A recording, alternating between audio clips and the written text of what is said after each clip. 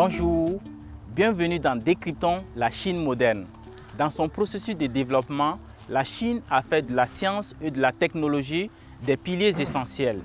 Les chercheurs chinois font preuve d'initiative pour proposer des solutions afin d'aider à relever les défis du développement. Nous sommes aujourd'hui à l'Institut de botanique relevant de l'Académie chinoise des sciences à Beijing pour échanger avec un chercheur qui a consacré ses travaux au développement d'une herbe. Il s'agit du professeur Liu Guangqie. Le professeur Liu Guangqie connaît bien les secrets de cette herbe appelée l'herbe à mouton ou l'Eimus chinensis. Bonjour professeur. Bonjour. Merci de nous recevoir. Vous êtes bienvenue. Dites-nous, qu'est-ce que l'herbe à mouton Jiangke? L'herbe de mouton, c'est une espèce graminée qui est distribuée dans les Euro-Asie plateaux, Oui. alors surtout dans les prairies. C'est une plante pérenne. Le nom herbe de mouton Zhongke, ce sont des variétés, une série de variétés que nous sélectionnons depuis longtemps. La fonction de l'herbe de mouton qui est multiple. Première, c'est écologique. Cette plante, vous voyez, il a développé des racines multipliées. Ce caractère qui est très intéressé pour fixer des sols, fixer des sables, des terrains dégénérés. Deuxième chose, c'est une plante qui a une valeur nutritive pour les animaux. Les recherches sur l'herbe à mouton Jiangke présentent des avantages à la fois écologiques et économiques. En quoi ont consisté ces travaux de recherche? Nous avons un but pour travailler en global, c'est-à-dire création des variétés nouveaux, par exemple Zhongke. Première direction, c'est-à-dire pour travailler, comment se travaille, il faut faire la collection des ressources génétiques.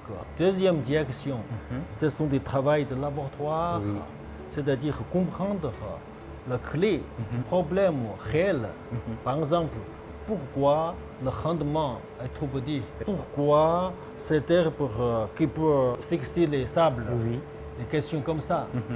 Troisième partie, c'est-à-dire aux bases des connaissances scientifiques, est-ce qu'on a des technologies qui peuvent accélérer, de comprendre plus vite la science? C'est ça. Dernière étape, c'est de vraiment créer une variété qui est stable, qui peut être reproductible.